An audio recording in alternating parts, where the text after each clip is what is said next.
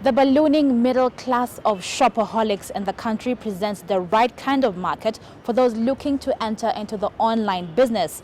Those already in it say that the opportunities abound in the Kenyan market. 31-year-old Jamie Pujara was managing his family's restaurant business 2 years ago in Nairobi when an old friend from abroad approached him for help in finding a place to stay. Finding property for his friend was, however, not an easy task. I don't know if you've ever tried to find property in Kenya. It's a very arduous task. It takes you a very long time.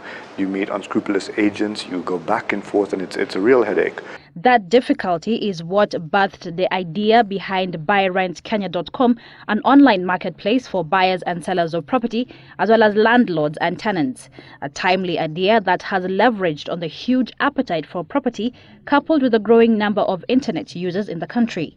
We take people who are selling their property and we advertise it for them. So we create a marketplace, an online platform where people can do that. We have about over 5,000 people a day coming. I think that translates to over about 150,000 visitors a month coming onto Buy Rent Kenya.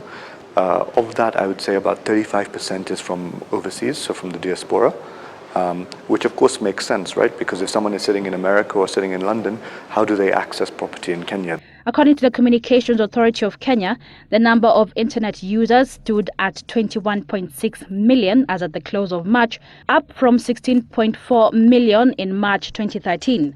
Despite the growing number of internet subscribers, the use of the internet as a tool of trade is still at its nascent stage, with most potential buyers still in favor of a market where they want to see first and then believe. The internet penetration in Kenya is rising. We are seeing that on our site. We are seeing our numbers grow. I just said to you, we get 5,000 visitors a day. When we started, we used to get maybe 20. The emergence of internet fraud is also becoming a major drawback to online businesses, and this is partly owed to the absence of a legal framework that would regulate how such businesses should be conducted. One of our competitors come online and actually steal all our listings and post it as their own. The government has to look at copyright laws and protectionist laws. The same sentiments are shared by Parinas Firozi, the managing director of Jumia Kenya, which was founded in 2012 and is present in 5 African countries. Explaining to the consumer that online shopping does not really mean fraud or scams, because that's been the perception historically, but it's really evolved and changed. While developing fraud-proof sales policies has helped gain consumers' trust, the absence of an addressing system in Kenya poses a major logistical headache to online trading businesses. So Kenya is a place, as you know, where addresses are not always easily found or written or accessible.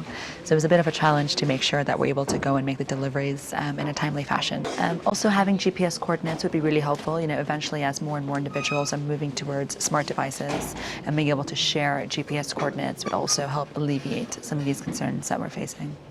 The challenges notwithstanding, the space ahead looks wide open for online commerce to grow, given the growing volume of mobile phone internet users and the advancement of mobile payment services.